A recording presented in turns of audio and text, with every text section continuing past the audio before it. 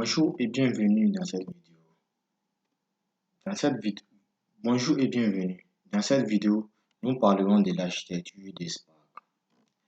En fait, les applications Spark s'exécutent comme un ensemble indépendant de processus sur un cluster qui sont coordonnés par un objet qu'on appelle Spark Context dans le programme principal appelé Driver Program, comme ce que vous voyez ici, qu'on appelle cluster, qui est écrit Cluster Manager. Pour s'exécuter sur un cluster, Spark Context peut se connecter à plusieurs types de gestionnaires de clusters. Parmi ces gestionnaires, il y a le gestionnaire autonome même de Spark qui est inclus dans Spark, qui vient avec Spark en fait, et qui présente le moyen le plus rapide et simple de mettre en place un cluster. Ne vous inquiétez pas, ça paraît abstrait, mais dans la pratique, vous comprendrez le fonctionnement, vous comprendrez mieux le fonctionnement. Il y a aussi Apache Mesos qui est un gestionnaire de clusters qui peut aussi tourner sur Hadoop MapReduce.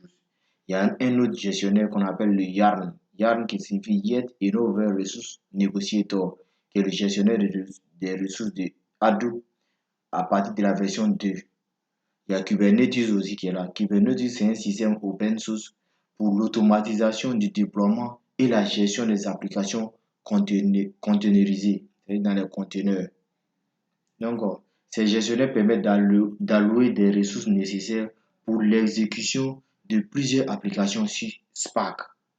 Une fois connecté, Spark lance les exécuteurs sur des nœuds du cluster, qui sont des processus qui lancent des traitements et stockent les données pour les applications. Il envoie ensuite le code de l'application dans un fichier jar. Généralement, quand on va développer en Python, en Scala, nous allons générer un fichier jar. Ou bien en Python, on envoie ces codes-là à l'exécuteur. Spark Context envoie finalement les tâches à exécuter à chaque exécuteur que vous voyez là. Donc, on envoie, le driver est là, et lorsque on lui soumet le programme soumet au cluster manager. Et c'est au cluster manager qui envoie à chaque exécuteur qui se trouve sur chaque nœud du cluster. J'espère que je me fais comprendre. Il a noté que chaque application a son lot d'exécuteurs qui reste actif tout au long de l'exécution de l'application et qui lance des tâches sur plusieurs threads. Ainsi, les applications sont isolées les unes des autres du point de vue de l'orchestration. Chaque driver exécute ses propres tâches et des exécuteurs. Les tâches des différentes applications tournent sur la machine virtuelle, la Java Virtual Machine. Donc, il y a un JVM qui est là. Donc, chaque application tourne sur un JVM différent.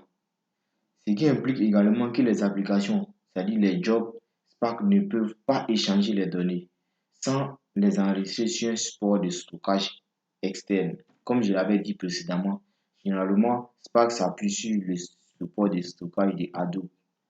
Spark est indépendant du gestionnaire du cluster sous-jacent. Ça veut dire qu'il suffit de configurer Spark pour utiliser le gestionnaire. Il peut gérer ses ressources en même temps que d'autres applications, même qui ne sont pas Spark. Donc, je récapitule. Spark est indépendant du gestionnaire des clusters sous-jacents. Il suffit de configurer Spark pour utiliser le gestionnaire.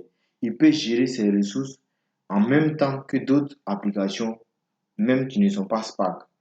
L'application principale qu'on appelle le driver doit être à l'écoute des connexions entrantes venant des exécuteurs. Merci d'avoir écouté. Restez concentrés. La prochaine vidéo parlera des caractéristiques de Spark. Merci.